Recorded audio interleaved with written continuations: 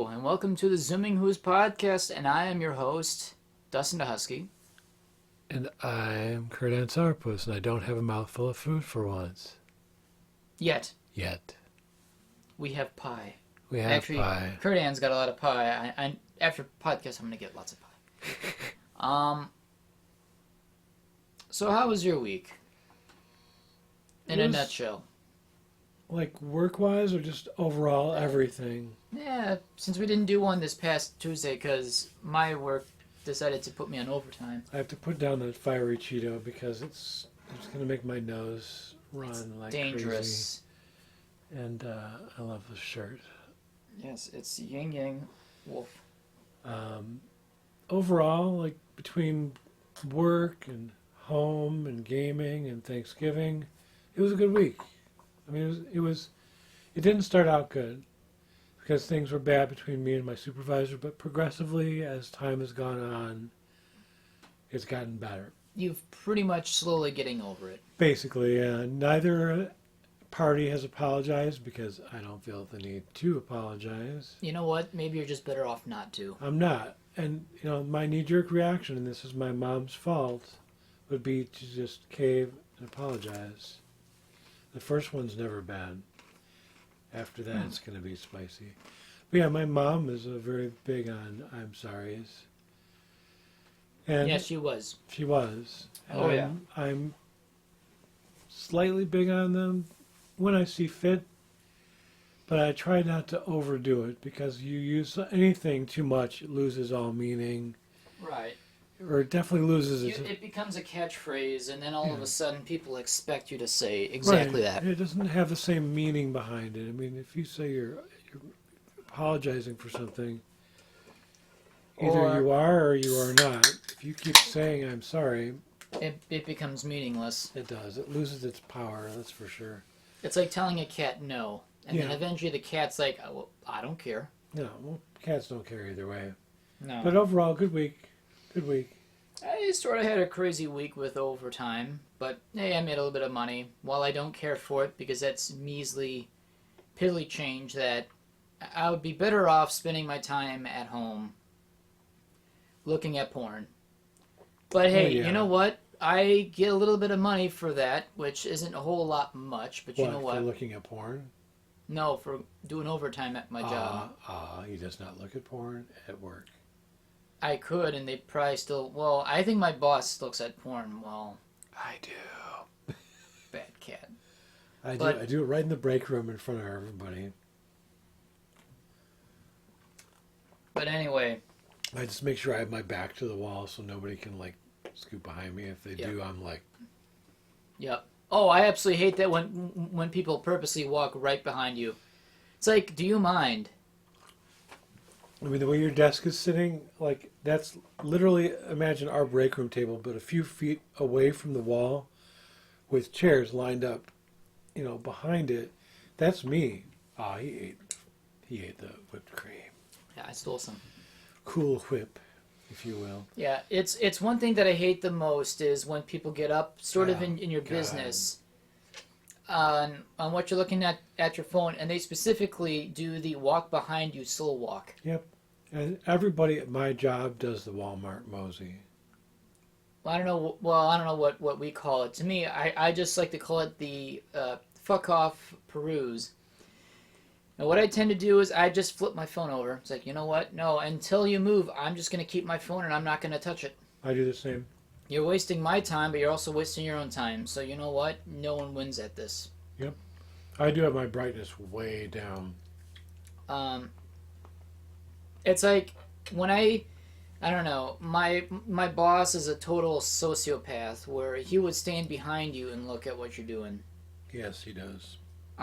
Which I should really just type up how to type a good resume, and that should probably see. Can you see? No, I can't see anything. I can't see the fully clothed penis on screen. Okay. So, see, that's actually kind of smart. I should do that during lunch. I dim it. I may as well just start doing that. Yeah, you're safer that way. That, and at that point, people are, well, my coworkers do that anyway to me anyway, so... I really don't care about that aspect of people wanting to know more about me. If I'm only going to tell you what I'm going to tell you, that's all you're Well, getting. it's none of their business. Yeah, it's totally none of their business to know more about what I like and what I do and whatnot. So how was your week? Just insane and stupid, but As far as job, as far as everything else. I mean, everything else has been fine. Good Thanksgiving. Yeah. Oh yeah. I think 70s theme went all right. Although I think it would have helped with a mustache and a gold chain, but with this past week, it's been so insane. I tend to throw everything out the window in my reality for my work, which is kind of a shame. Yeah. It's kind of like with today. Now, this is kind of a subject that I kind of wanted to not really lightly touch base on. Because if you're familiar with my channel, I like to talk about the automotive sector a lot. But this time it's with Kurdan, so now you get a second person who gets to talk about that. Where I wanted to do my film photography miniseries by writing stuff down, but since we had a COVID scare and it turned out to be negative and a false alarm, and finally got the green light to go out and actually do some car shopping with my brother. Yep. So we did that for 5-6 hours, which took up much of my evening. So time that I would have spent making scripts or extended scripts on subjects, haven't really get a chance to do that. I might get a hold of doing that today and tomorrow. But car shopping with my brother is interesting because there's no particular brand he likes. He don't care about, you literally give him a box on 4 wheels and a seat and a steering wheel and it can go one direction. That's all that he cares about. And you know what? Sometimes, well, he's not a car guru by any means. No, definitely not. Not like me. Where when I look for a car, I want pure enjoyment out of it. If I'm going to own a car, it's got to put a smile on my face. Or do the things that I expected that I'd want from it. I would not own a car that doesn't do any of the things that I would hope it would do. Yeah. Or does too much in abundance or not enough. Meaning, car too small, a vehicle too big that consumes way too much gas. But something that gets good power to get up on highway speeds and, overtaking people that are too slow. Yeah. The pure basics, but still, to me, would be considered basic transportation. My brother is on a whole transcended level of basic transportation of he don't give a fuck. Yep. He don't give a fuck so much, he don't give a fuck. As long as he can buy a car as cheap as he can, which...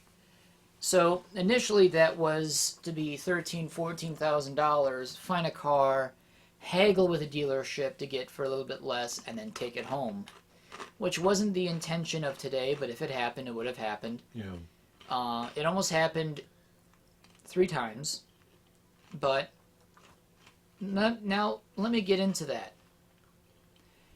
Especially now with pandemic in 2020.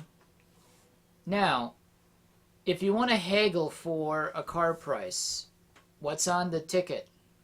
You want a little bit off? Well, honestly, this is what I'm starting to see now. And I'm never really a huge fan of haggling because often enough you just piss people off anyway. You piss yourself off that you can't get the price. You're better off buying the car you want to buy anyway. If it already has a discount to it, just take it and run as fast you can with it. So we tried to get a better deal on some cars at the first dealership, which is small. A one-owner person that literally runs his own dealership, which, you know what, would kind of be my dream job. But of course, even talking to him, it seems pretty competitive for a small fry like him. Yeah. And we tried to get, we tried to do a deal on a Malibu for $12,000 from 2019 being sold for 13.7, and we thought, hey, maybe we can lowball the idea to see what the middle ground we can achieve. Well, I mean, he did offer 13 back, but he says 12 would be almost wasteful for him. Like, he would actually make no money anyway. And for him, since he does his own body repair, he does his own mechanics, and he's a one-time guy. And he's from Russia, so... That's rare that you get a mechanic that does body work as well. And is the person who sells the car, preps him up and whatnot. That's a rarity. The only thing he doesn't do is spray painting. Beyond that, he does practically everything by himself. That's pretty insane. So I give him full credit of maintaining his own shop. He's definitely a fully invested mechanic. So in this case, we understood that no matter what deal we would want to get from him, we never could, because he's already putting out a deal as it is. 37... Actually, there were two 2019 Chevy Malibus, which aren't bad cars, but I don't know enough about the Malibus so much to have a good opinion. But if it's anything about GM products... Isn't that kind of today's whale? What do you mean, think whale? of like a whale, like a very wide... Yeah, it looks very, very curvy and whatnot.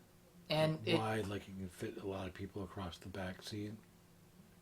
You could fit 5 in the back, but still in a pinch. But most cars these days, unless you get a pickup truck or a large SUV, you're really looking at four people in your car. Like 2 in front, 2 in back. You can fit a 5th person in the Right. back seat, but you're not going to be comfortable doing so. Because I think, like, my car, I don't think you could really comfortably fit more than 3 people across the back.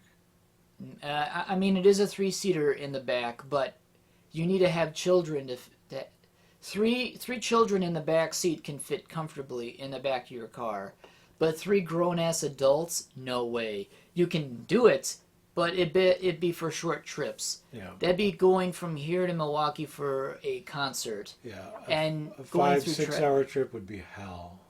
Oh, I would refuse. Yeah. I would have so much back pain alone The doing middle that. person would be in pain. Which tends to always be me for some reason. Because you're the shorter Hoosk. Well, not even so. It's just... Your travel size. There are shorter people out there that are travel size. I'm average size Hoosk, and if I don't have enough self-movement, I don't care if I'm in the front seat or in the back seat. So as long as I have movement to move around, my back don't lock up. But once my back locks up because I can't move, at that point, I'd rather be in the passenger seat because I can't do that for more than 2 hours. That would kill me. Yeah. I would bitch and moan so much I'd be in the front seat. And luckily, my car has got a lot of leg room for front and back seats. Yeah. Thank goodness. So we knew that for a small dealership that has no network, has no franchise, it's literally self-owned, self-operated. Yep. Which I give this man so much credit, and he was so friendly. Very, very honest. He would tell which cars had a fender bender, which panels were replaced. He takes real good pride in his cars. He detailed every single car inside and out. So much so that it's hard to believe that this man does this all himself. Yep. But he takes real good pride in what he does. So if I had to do business with him, I wouldn't mind doing business with him. Yeah. But he would make no money if he were to sell the cars at exactly the same amount of what he would pay for them. And he kind of told him, essentially, he'd be giving them away. Right. That's kind of what he told us is, yeah, you can buy this Malibu for $12,000, but he'd make no money on it. In fact, he may even lose a few $100s on it. So the first car we looked today, and my dad is awesome at this because when he looks for a car, he's not so detailed as much as I am. He's not as eagle-eyed as much as I am. And the first car we looked at this lot was a manual. A 6-speed manual, which explains why the car was cheap. Mm-hmm. The car was involved in a front-end collision, but it wasn't bad enough to do any unibody damage. It just required a right fender, the hood, and a bumper, and a headlight. Beyond that, the rest of the car drove pretty straight and did not raise any concern to me. But when my brother sat in the driver's seat and then realized the gear shift wobbled, that's when he realized, oh crap, what's this? I can't drive this. Exactly. And my dad's like, oh, okay, well, I'll drive it then. And I think my brother forgot that my dad knows how to drive stick, and I know how to drive stick too. Mm-hmm. I just don't get a chance to do it very often. And the beauty about this 2016 Kia Forte, it's got a 6-speed manual, so 5th and 6th gear are overdrive, which means you're getting phenomenal gas mileage, like 35 city, 45 highway. You're getting good gas mileage. And you know what? Most cars have a upshift indicator light to tell you to shift gears so you're not staying in one gear for far too long. Right. Not only does this car tell you when to upshift, this car will tell you to downshift. And awesome. If you're in 4th gear and the engine tells you to go to 6th gear, it will also tell you randomly, oh, shift into 6th gear. What year was the car? 2016. Wow. Very fancy for a manual. And, well, it's a base model car, but they didn't have to give the driver input on how to operate a manual, but you know what? They did. Wow. Which is the beauty of this car is this car is being as much of a friend as it could be for you to learn how to drive stick, which I find amazing. Somewhere somebody is learning stick for the first time ever. In that car? Yes. Yeah. So we decided I just started learning how to drive stick before I moved. Yeah. I never finished. I got the premise down, but I never actually completely switched from park to drive. Oh. It takes some time. Normally getting into 1st gear is the toughest, but when you're in drive, it's pretty smooth. Yeah. I'm used to driving so many old things that downshifting is a pain in the ass, but in newer vehicles, it's not that bad. It's just I've never attempted it because I've had so many bad experiences with downshifting in older, and I'm talking 60s and older vehicles. Yeah. Because that's a chore to do, is to downshift in any older vehicle. Especially upshifting, because they're not forgiving. Like, the older the manual transmission you drive, the less forgiving it becomes. And 30s and 40s period transmissions, they don't give a fuck. It's like the drill sergeant of stick driving. If you don't even get it in the gate, you're going to stall the engine regardless. So yep, that's what I was doing. Modern cars are incredibly forgiving, and you can learn on a car in 10 minutes. But so we decided to go look for another dealership on our list. And I asked my brother questions about how he feels about the car, and he always would say, I'm only concerned about money. Yep. So he doesn't care about the size of the car. He doesn't care about the year. He doesn't care about the mileage. He doesn't care about any quality about the car. Because my brother, and it's perfectly okay, he just wants... He wants a car that's just a car. He just doesn't care beyond that. So as long as it takes him from point A to point B, that's all that matters to him. So we thought going to a bigger franchised dealership in the States, we went to Wild Toyota next to look at 2 cars there. And we figured, hey, it's a bigger dealership, it's a wider network. Wild Toyota is the largest Toyota dealership in the state of Wisconsin. Yeah. So we know that they have a big enough lot that they could perhaps make a deal with us. We offered, and they declined to accept it, which is fine. But we decided that regardless if you're going to a small or big dealership, I don't think you're going to get much wedge between their price and what you want to pay. Yeah. I think you're better off paying what you should pay at a dealership, because they're probably not going to give you a penny less. Because they'll fight you tooth and nail to pay for that same amount now. I think gone are those days where you could make a bargain and they say, okay, all right, well, I'll meet you in the middle. I don't think that exists anymore. I think dealerships have become a little bit more persuasive that you pay what they ask. Yeah. So I've convinced my brother, if you're looking for a car that is worth $10,000 or less exactly, and that's all you're willing to pay, that's what you may need to look for. And my dad now, bless his heart, back when I was looking for my next car after the Cavalier broke in half, I only had $4,300 to work with. My dad thought that I could buy a brand new car for $4,300. And I asked him, what world are you living on that you can buy a brand new car? He thought that I could pay $4,000 on a 1 or 2 year old car with like 10,000 miles on it. And I asked my dad, what reality are you living in that you see these deals, because they don't exist? Yeah. And I've been looking for cars a lot longer than, well, not he has, but a lot longer at that point, because I was secretly trying to buy a car underneath my dad because I was getting fed up with that Cavalier. And in fact, the summer of 2014, me and my dad got into a heated argument about me wanting a newer car. Not a new car, not a few-year-old car. I'm just talking about something that wasn't my Cavalier.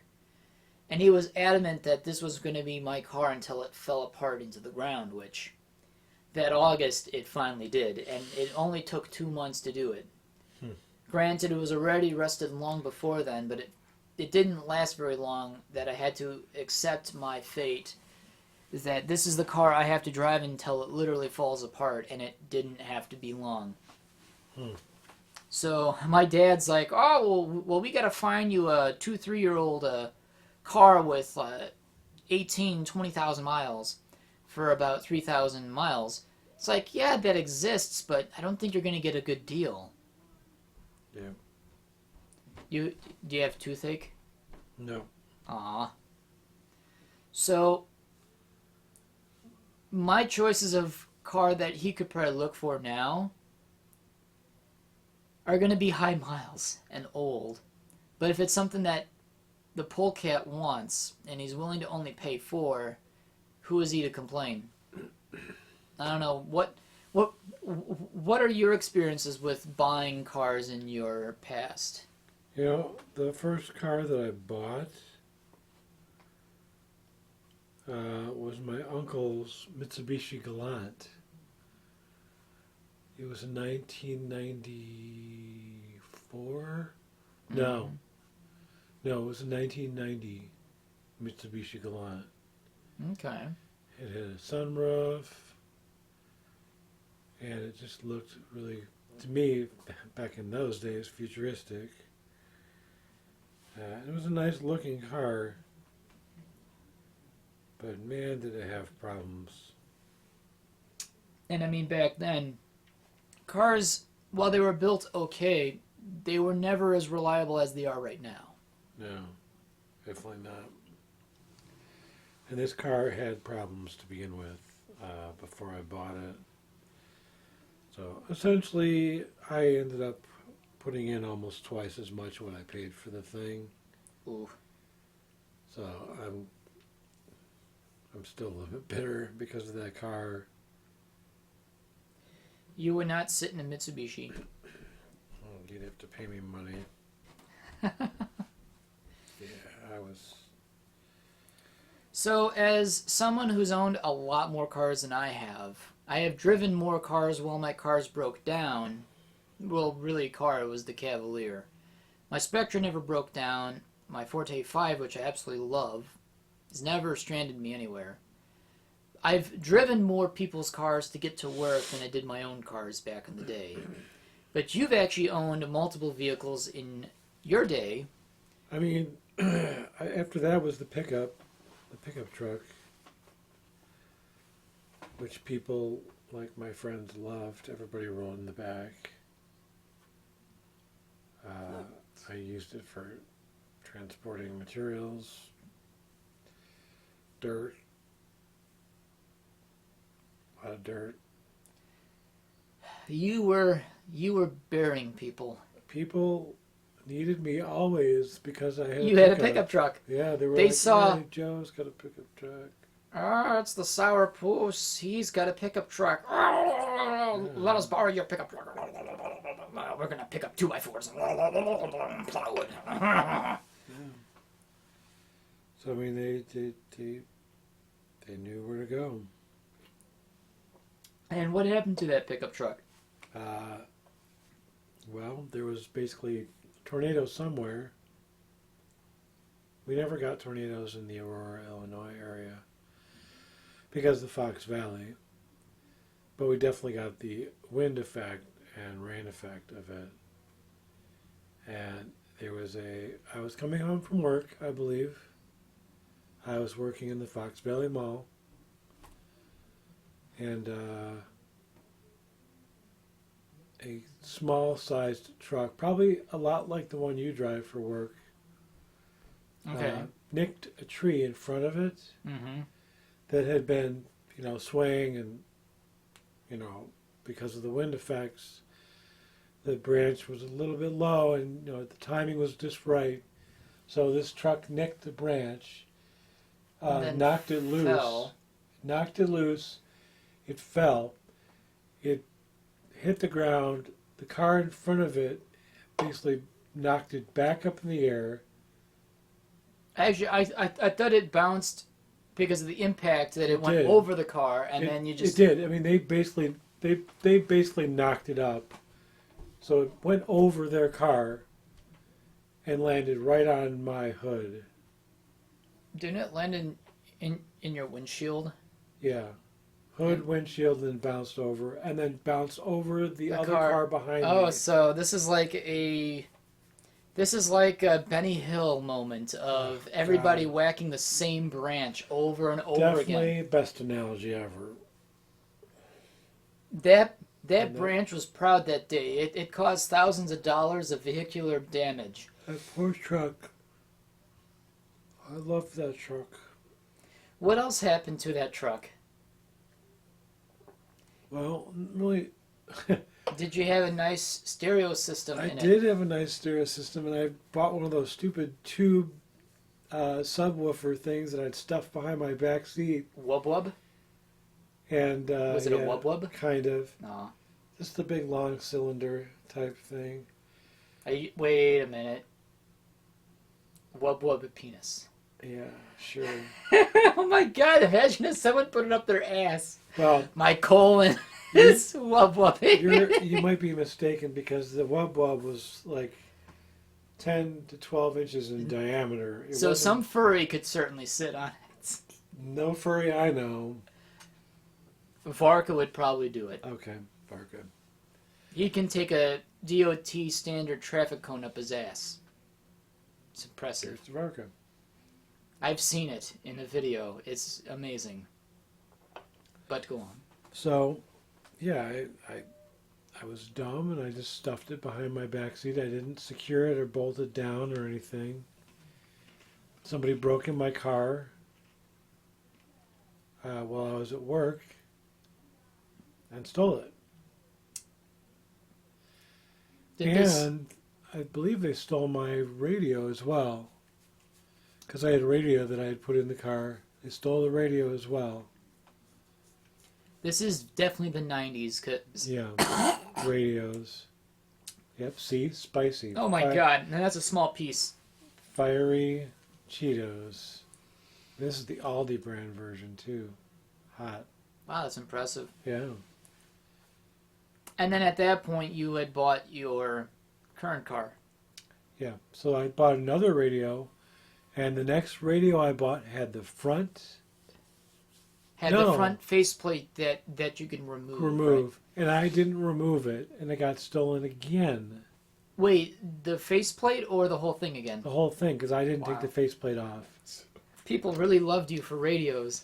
Yeah, and they stole another cylindric Wub wub. Wub Wub 2 from my back seat. You actually can't get a single break with your wub wubs and your tunes. I gave up after that. I was like, fuck it, I'm not buying another one. And then because those things were like $80-$90. You could see people hovering around your truck. Jose, you don't have a radio. Let me... Here, I have one for you. I loved it. My friend Carl loved it. The radio? Yeah, he loved the speaker because it was such a great sound in such a small cabin. Yeah, the 90s, the 80s and the 90s were like a prime period of people stealing radios for cars that you have to wonder, there's aftermarket radios. Why would someone want to really buy a second-hand stolen radio that you don't have an instruction booklet on how it works? You rip out the wiring out, so you may have ripped the wiring out from the radio or ripped the harness from the dashboard of the car. So you got wiring that may not match. Yep. Now, I remember the 90s, and I still remember people talking about their radios getting stolen in their older cars or even newer cars. Yep. I just don't understand why people had the need to steal a radio that, hey, I have a radio for sale. Well, we obviously know you stole this, so we're not going to buy it from you. Yeah. I have never, ever heard of anyone buying a radio from a secondhand market. Dude Wipe Products. This episode is sponsored by Dude Wipe Products. But, so then after that, what car did you buy next? After I traded the pickup truck in towards my Honda Accord. I think. Somewhere in there, we did own a Toyota, what was it called? It was a Toyota Camry. Camry. That was a That was hatchback, one that right? was bought for us. In fact, the Toyota Camry was before the pickup because the pickup I got halfway through high school because my sister was driving the Toyota Camry and I was driving the pickup. And what unfortunately happened to that car? Fred? Yeah, Fred happened. Yeah, my dad ran into the Camry. Actually backed into it. Forgot I was behind him and rammed it with his Ford Explorer. Back then he had an Explorer. He didn't have the Expedition. The Expedition. Yeah. So he pretty much totaled the Corolla. Just absolutely poor luck with, tree branch and people stealing your tunes and then backing up into your car. And so then you bought your now current car. Yep. And that was your first brand new car. So far, what... Fred backed into this one, too. Yeah, would you like to talk about that one as well? Actually, it's less damage. But it happened the same way, though. Same way. Yeah. Forgot it was behind him. Except with a bigger Ford. Now it was with the Expedition. And, but he was moving much slower because bad eyesight, thankfully. Yeah. And but it wasn't the bad eyesight that caused the accident. He just didn't know. He just forgot it was behind him. Yeah. Single lane driveways scare me for that only reason that you are absent-minded and you back up, you're going to... And then, squish bumpers. And if you only pop the bumpers, you got lucky. But if you went fast enough and did actual sheet metal damage, then that just gets pricey. So then you've had Silver Wolf since 2002. Yep. And that was your very first brand new car you ever bought. Yep. Would you buy a brand new car again? If I was making better money, yes. For sure. Same. I would not mind buying a brand new car just to do the milestone that I bought a brand new car. And I would definitely buy a Honda again. Hondas are good cars. I mean, look how long this car has lasted. Look how almost brand new it is still. Yeah. When people get in my car, I'm always like apologizing. I'm so sorry. My car is a mess. Yeah. I just said, I'm sorry. Thanks, Mom. Oh. But I'm kind of doing it to really make people be like, it's not really messy. It's kind of clean in here. I see what you're doing. I'm like, yeah, I guess it is kind of clean. I mean, actually, you are pretty proud of your car, so it is. I'm trying to keep it clean.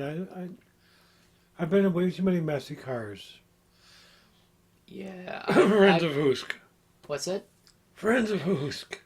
Yes. Oh my goodness. We should talk about that. I hate to put people on blast. Um. I doubt they listen to this. Probably not. But anyway, I've always had clean cars. Even the Cavalier, which was as rusty as it was, I found any chance I could clean the exterior as best I could. Yep. There was one really good friend of mine back in college.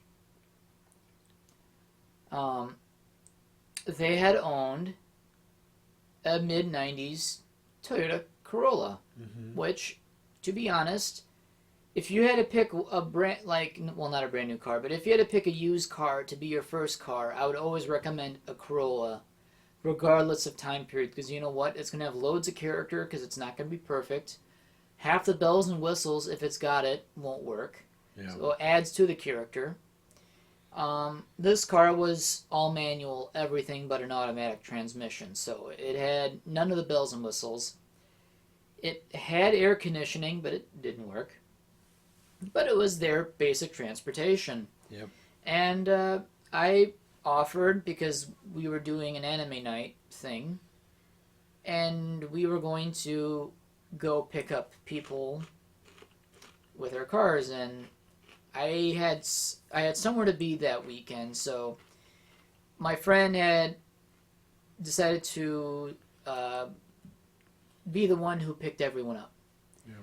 But their car was pretty messy, and I wanted to help.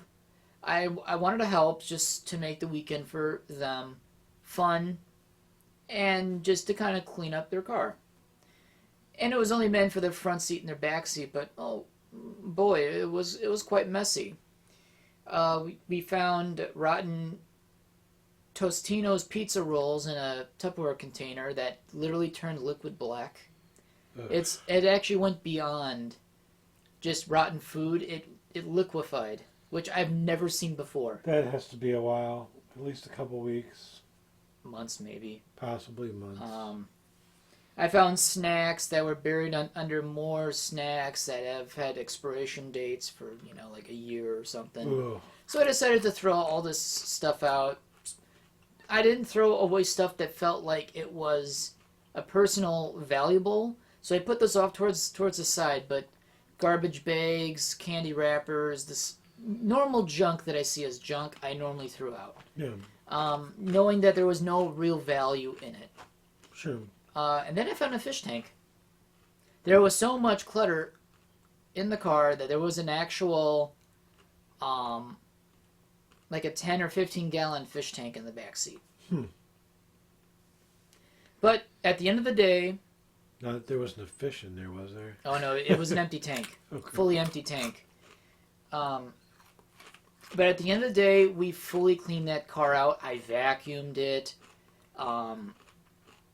Made it look really, really spiffy.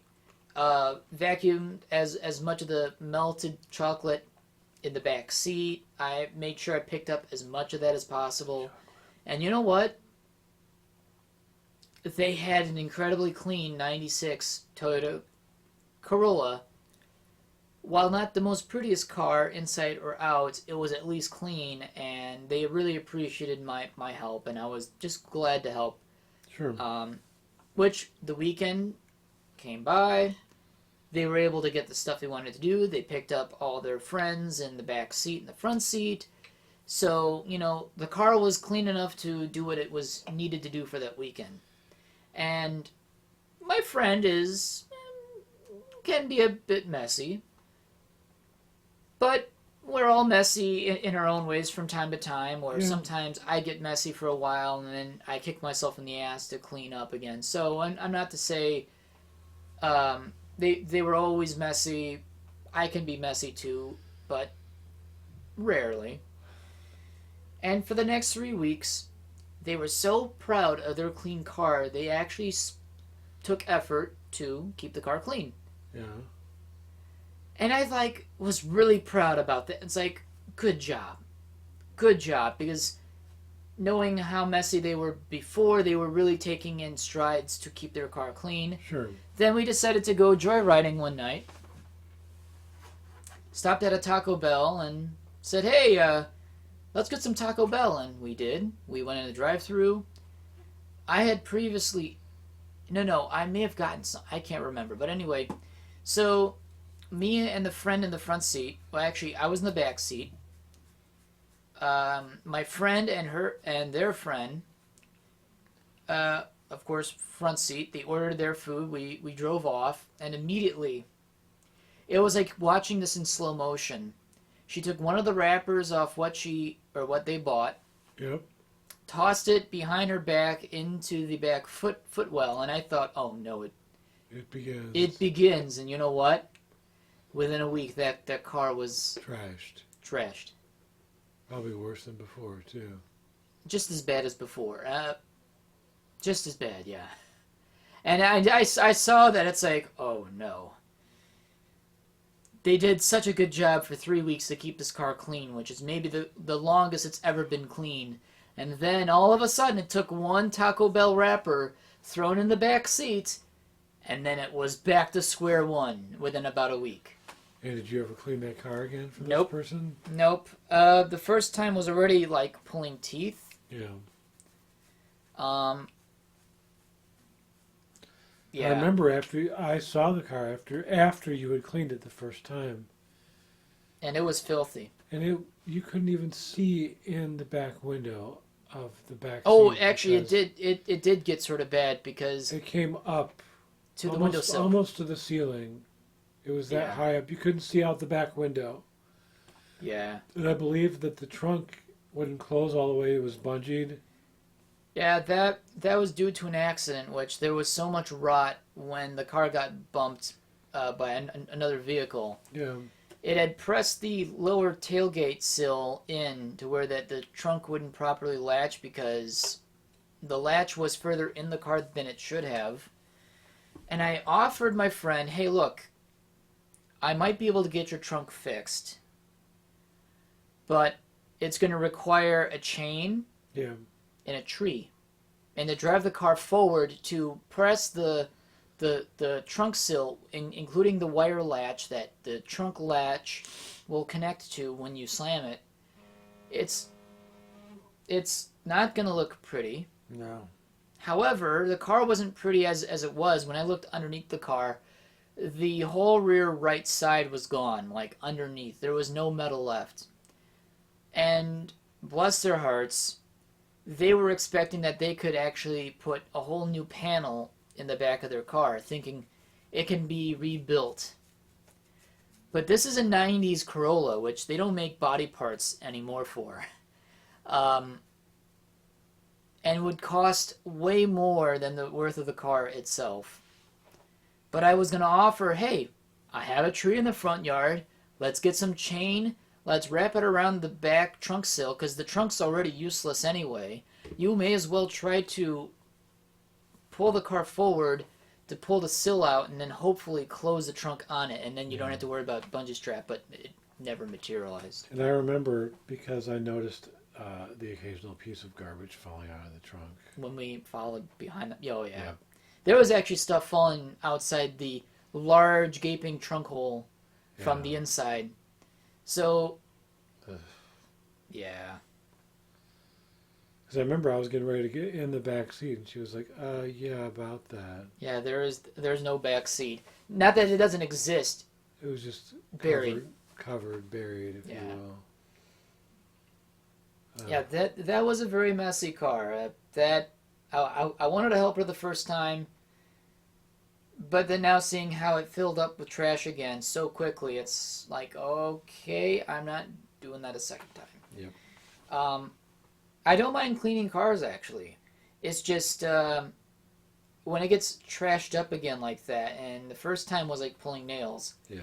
The worst I get with my car is the side bin in the door. The door pocket? Yeah, I'll throw like tissue and maybe a wrapper from like a breakfast bar that I eat on my way to work. But usually by the end of the week, It's full. it's full. I empty it out. I put it into a Walmart bag that I've tied up in my back seat. Mm-hmm. When that gets full, I grab that and I put it into the garbage. Mm-hmm. And that's it. That's the extent of my garbage. A side pocket and one bag. I will never, so if somebody gets in the back seat, it doesn't look like garbage. It just looks like, oh, here's a bag back here. I've never had a mess in my car. I never will. I never My will. cars look like they just rolled off the lot brand new. It's embarrassing. To have a messy car when you try to pick up friends, Yeah. and then you realize, yeah, there's shit all over the floor. To me, I'm more worried, even if it is trash, it's like, what happens if there's something that you need there that I don't want to rip? Yeah. A friend from the other store that I worked at, we went to ride together to get sushi at one point. And they offered to drive, and it was almost as bad. Yeah, it was almost as bad as your friend. Really? Yeah. Except you could see through the back window. Yeah. Barely. Barely.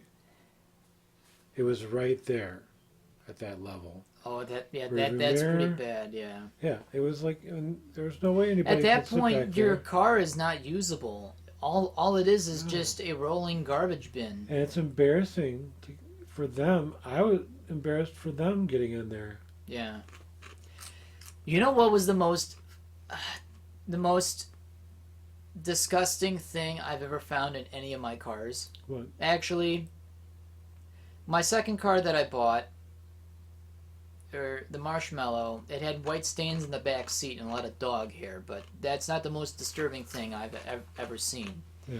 So my 96 Cavalier was my dad's, which was my mom's. So it was a family car bought brand new. In fact, my family custom ordered it. It was never bought from the lot. It was ordered from a file, sent to the factory in Lordstown, Ohio, and their factory ordered car showed up another 2 months after. So this was a brand new car for us, not off the lot, which was something special. Yeah. When I got the car was already run down, rusted up, whatnot, but when I took ownership of it, I was proud of that car. I fixed up the rust, I painted it up, I cleaned it out, I polished it every summer. It looked really, really nice. Yeah. Then I decided to do more and more cleaning, and then underneath the passenger seat, I found a small honey jar. It was not honey. It looked like honey, but it had my brother's name on it. Okay. It was a sample of his urine Ew. from 4 years prior that had gelled up, Oh, polecats. and it looked like honey. How does urine... Gel up? I Gel don't up. know. But it had his name on it, and I asked my dad and said, "Do you know what this is?" "Oh yeah, it's your brother's urinary tract infection sample." It's like, "Oh, where'd you find that?" "Underneath the passenger seat." "Oh, I wondered where that went." And it was missing for 4 years, and he didn't even bother to find it. Should bro know that? If he listens to this podcast, he does now. Oh my god. That was the most disturbing thing I've ever found in a car. And I actually thought for once it was honey, and then I realized, wait, it's got Eric's name on it. I have to ask my dad about this. Oh, and then realized, what exactly is this? Oh, yeah, that's her brother's sample. A sample of what? Oh, his urine. Why is it gelled up like that? Well, it's been sitting there for that long with the heat of the car's air. Heck, it went through 3 or 4 winters. Yeah, For God's sake. and summers. Ugh. And it sealed up and it never leaked. But because it never leaked, it never vented the atmosphere. Yeah. But it just gelled up like honey. It was the consistency of honey. It was the most disgusting thing I've ever seen. Well, it makes me want to do a science project now. I mean, that jar still exists. It's in the kitchen. What? It's cleaned up now, but I'm giving you bad ideas. Oh, God. Some good news, to end out my good week. I did finally get my plates. That's right. I have Sourpuss plates now. How long did it take? Almost a year. In a normal non-pandemic year, personal plates take up to 2 to 4 months before they get stamped. Yep. I started the process in February of 2020. Yep. And I hadn't gotten the plates by, I'd say Wednesday. April, Oh, May, because that's when my current plates were going to be expiring, right. or whatever temporary plates they gave me. The temporary plates, which weren't even validated, because your paperwork didn't go through So I was driving on Illinois plates. on illegal validated temporary plates. No, I was still driving my Illinois plates Right. all the way up into July. However, didn't we actually remove them? No, I left them on. We took them off when they finally sent me my paper temporary plate that you I laminated laminated for me. to put it in the back window. Yeah, so that was July. That was mid-July. Oh, that no, we no, no, got no. that. You've had those. You had that in February. No. The temporary plate, you had that since February. Yep. When you get the paperwork, they actually print out a temporary plate on the spot. So I drove on the temporary plates all the way to July before I called them a second time. Yep. And then realized that the paperwork was set aside in another cubicle that was never touched since February. Yeah. Which means not only was the paperwork not even put in for your plates. Well, it's funny too because he said when I called the second time, we see here that you've paid for them. Yeah. But for some reason, the request never went through. So we'll have that put out for you, and we'll get those plates sent out. And what happened after that? Nothing. Because you know what happened? Pandemic. No, pandemic's been going on all year. Right. They did it again. They put it aside and they totally forgot about you for another month. I don't know what he did. So then you called again in August and asked them what's going on. August? Saying, "Oh yeah, that's right. I'm looking at them right here. We forgot about them." So it was like August or September, and he said the plates would be here by, I don't even remember. They were supposed to be in September or in October, and they never really happened. So then you called. So I called early October to see what was going on. And he said they'd be here. He said they would be sent out by mid-October.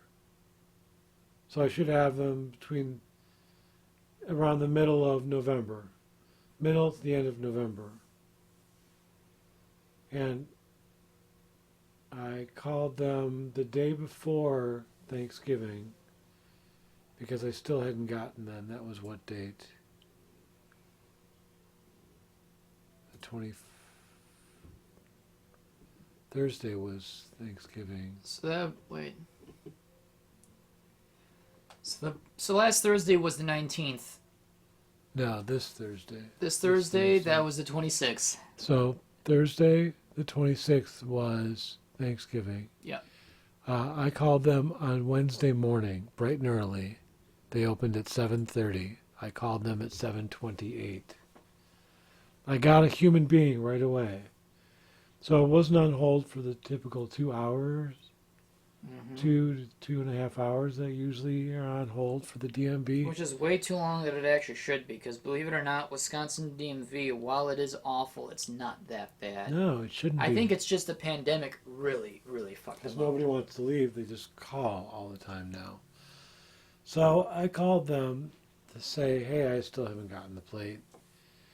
And he said, well, it shows here that we sent them out on the 15th of October. And So I that was was thinking, well more than a month at that point. That's 6 well, weeks. more than a month. It shouldn't have taken that long. So he reissued them. And then, was it you? You called the very morning, and I came home. You came home, you checked the mail. Yep. And on then the I way found in. out that... The plates were in the mail. Yep. In the mailbox that same day that I called them. So now I'll have 4 plates. 2 on my car and 2 on your wall. Yep. It'll be strange to have current plates on my wall. Yes. You can put them right next to those. Oh, yeah. Yeah, so you've been waiting since February, and they would not have just given you temporary plates in the mail. They'll do that right off the bat. That's right, because they sent me in July, they sent me the metal temporary plates. Which don't exist in Wisconsin. They're just the ordinary plate. J0W0 74 or something. AJW 7074. Yep. Which, oddly enough, is my initials in my birth year. yeah. Somehow. So that's funny. Either coincidence or that's what they just used. Probably coincidence. But you got those plates too. Which I'm even starting to wonder if they never even put in the paperwork in. The number for the temporary plate was probably with that paperwork, which meant even after April, when the temporary plate expired, not only... The paper temporary or the metal temporary? The metal temporary was now official because that's when they finally realized the fuck up. The paper temporary from February to April was supposed to be valid because it had a 4-month window. That's right. That's how long temporary plates get stamped. Right. Nothing happened in that time because they totally forgot about it. Yeah. You didn't call until June. Then that's when we realized nothing was going on with them because they totally forgot about you. Which then led to the belief that your temporary plates may not have ever been validated in the first place. The paper one? Yeah. Yeah, probably. So you were actually driving on no plates at all besides your Illinois plates that to an address you no longer lived in anymore. So you were actually in limbo during this whole time. Yeah, and I was driving all the way to Delafield at that time as well. Among with all the cops that are on the side of the road. Which never pulled me over. Which never pulled you over once. Not once. But then again, you drove into work at 2 a.m., 3 a.m. in the morning. So. True. And I mean, there were mornings back then, March, April, May, where we had the low fog. So actually no one would have saw you anyway. The low, heavy fog that was thick. Yeah. Where you couldn't see more than 10 feet in front of you. The fog had butt cheeks, like incredibly triple C thick. We had butt cheeks at work today. Oh my god, what? In the shape of chayote squash. What?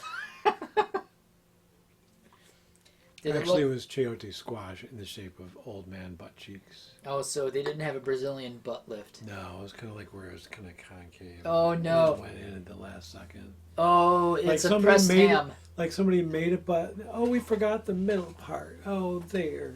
It's a pressed ham. There's your butt crack. Oh my god. Yeah, the scary about you driving to work I thought you were going each to say day. the scary about pressed ham. I mean, they're flat. Yeah. It's literally cave ass. Very flat, very cave, very concave. It's a boat tail ass. Yeah. But what's absolutely amazing is that you were driving on no plates to speak of until July, when they finally gave you temporary plates, which happen to be regular aluminum license plates that we all drive. Which I find incredible. That it was easier to send out a metal plate just to say, use these for the time being, than it was to give you another temporary plate. Yeah, of course. Because they knew they fucked up. It's funny, the other thing about work, after saying about the squash, you've gone to the deli at this Walmart a couple times. They gave me way too much, well, not way too much. It's the same place that I had, not prosciutto cut, but I had when we were making sandwiches. Provolone. Provolone? No, it was not provolone. It was actually a meat. Oh. No, it was not brisket. But anyway, I wanted half a pound, and they gave me like a pound and a half. Wow. And that's when they realized, oh, wait a minute, I only wanted half a pound. And I thought, crap, I didn't want to pay for a pound and a half. And that's when you told me, oh, well, they'll have to give you the cost of half a pound for the pound and a half that they gave you. And it's like, oh, sweet. I have all this meat now. Which was nice, because it was kind of a freebie. So I'm pretty sure that when you've gone there, this one guy, Mark, that works there now, was not working there at the time. But you know the case where all the different lunch meats are? Mm-hmm. Where they have to like reach in from behind the counter to get it out? The counter reach around. Right. From their side. You're in the front. And you get to watch. That actually lifts up from the front as well. Oh. So they can refill it easily instead of having to reach in and down because it goes in a slant. Which actually makes sense why it all looks so good. But when this one guy at my job does it, it looks like he's peeing on everything. And I'll do this for you, just like he does. I did it for my supervisor today. And I told her, the next time he does this, watch. Because he stands there. Just imagine somebody, like, getting out of their car and peeing next to next to the side of the road. Yeah. Okay, but I'm going to do this for you. He opens it up, ready? Yeah. He holds it like that. Doesn't it look like somebody peeing? Like, yeah, it totally does. Because he's still holding the panel up because it lifts way up. And then he has to look down to see what's in there. And he's like, Speaking of doing things on the side of the road. Yeah. What is the worst thing you have done while on the side of a busy road? Oh, God, thrown up. Same! Thrown up, and it's the worst feeling ever. At that point, I was like, you know what? The whole world can... One time, we didn't even stop moving completely. So I had to really make an effort to not hit the side of the car. Oh, no. And the other time I was able to get completely out because we stopped. Mm-hmm. And this was me young, barely 20, 21, 22. Just legal enough to drink. Just legal poos. Yeah. The other time was we didn't just make it the side of the road. We made it to a little Mexican restaurant.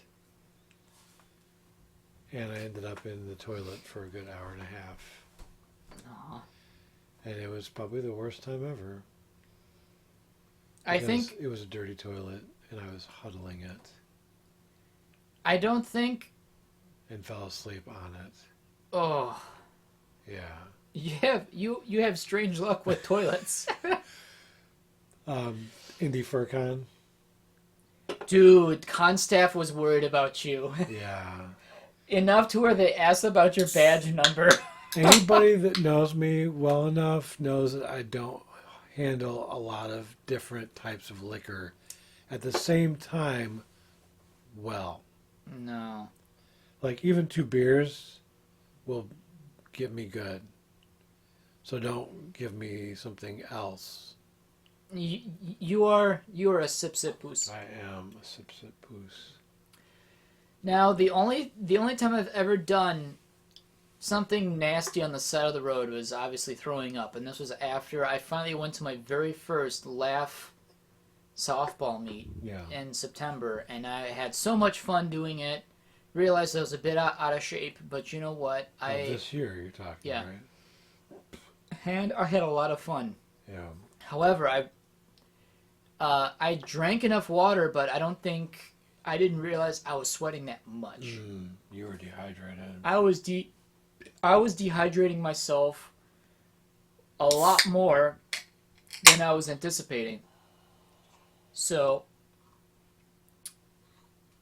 I got in the car, went to a Subway, and the whole time I was not only body limp, but I felt queasy as all can be. I had the sweats. Mm-hmm.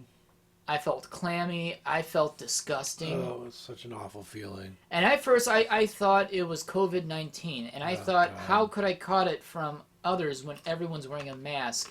And the closest we are to each other is still 15 feet on a baseball diamond. So I ruled that out as COVID-19, thinking, okay, all right, so I might be dehydrated. So I started sipping the bottles of water that I took with me from the Laugh softball cooler, which was free for anyone to take. So I took an extra bottle, and what?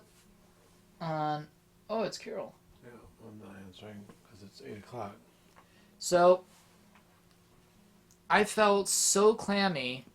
I tried nibbling on my Subway sandwich, which I thought maybe a bit of food might help settle my stomach a bit. That didn't help. So I had a half-eaten sandwich in the passenger seat.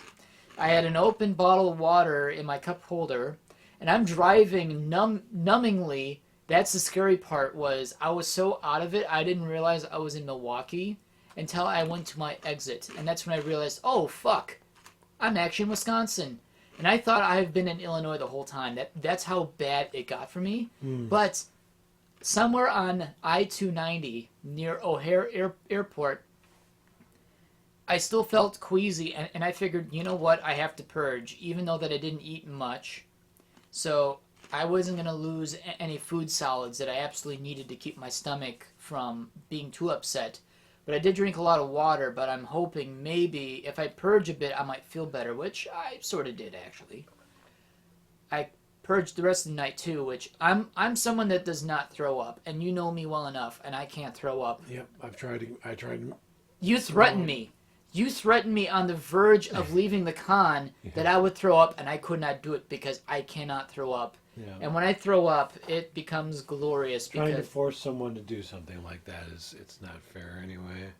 Well, but I can't physically throw up. It's just figured, something. For me, like when I'm that messed up, drunk. You can actually throw up by getting yourself mentally psyched for it, right? Well, usually it's putting my head in the toilet, and it's usually a bad smelling toilet. Well, normally for me That'll force me to. Normally for me, it's getting myself mentally to do it, and I still can't do it. On the side of the road on I-290, I decided to just walk out and was like, you know what, I may as well just do it. And I started, throwing up and whatnot. It's like, wow, so this is what throwing up feels like. Because I probably didn't throw up in about maybe 3 or 4 or 5 years.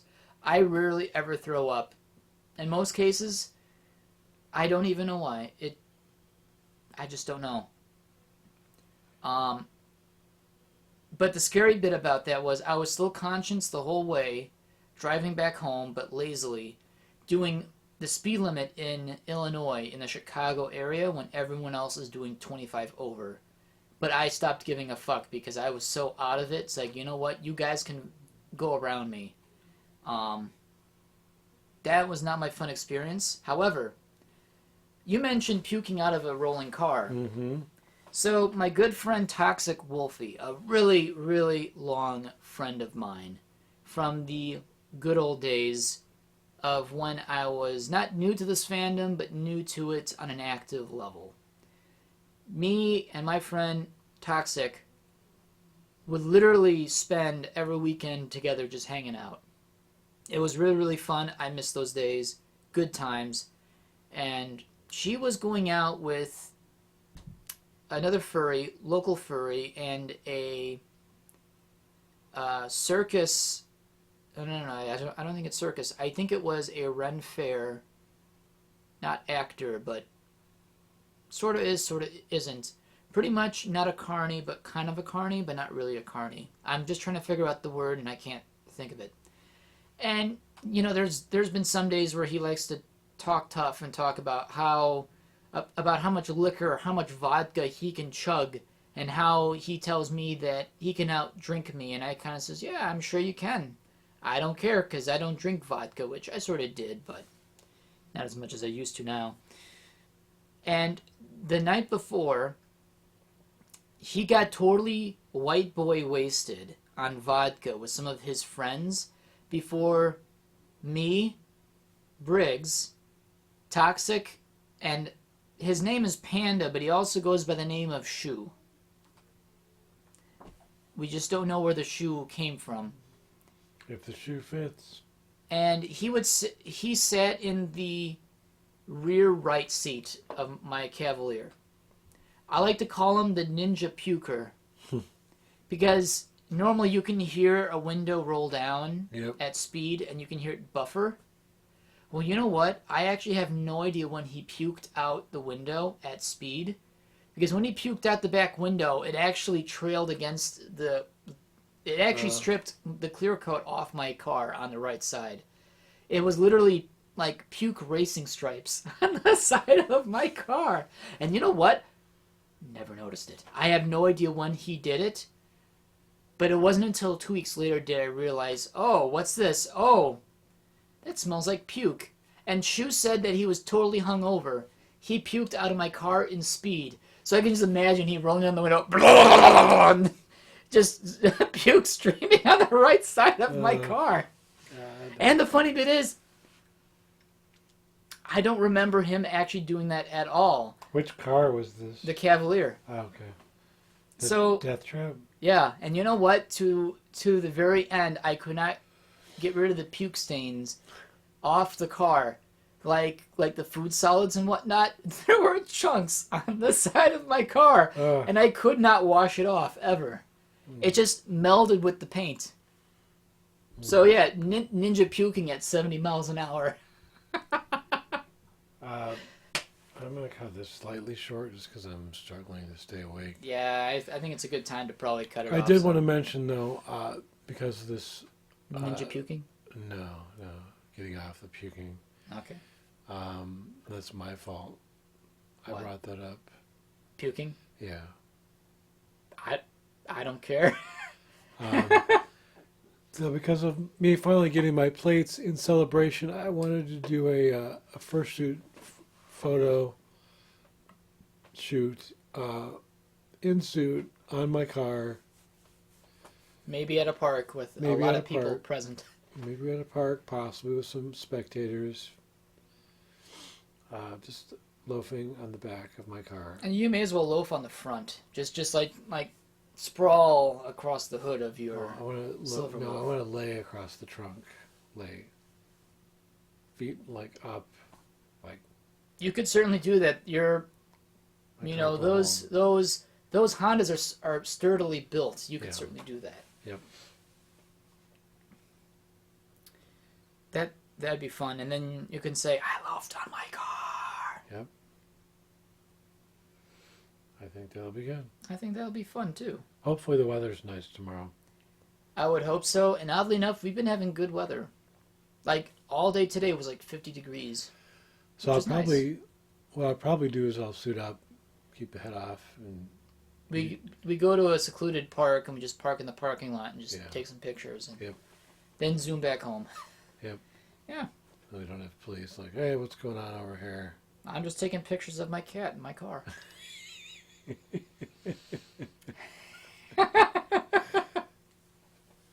That's a really large cat, sir. He's a Maine Coon and a lion.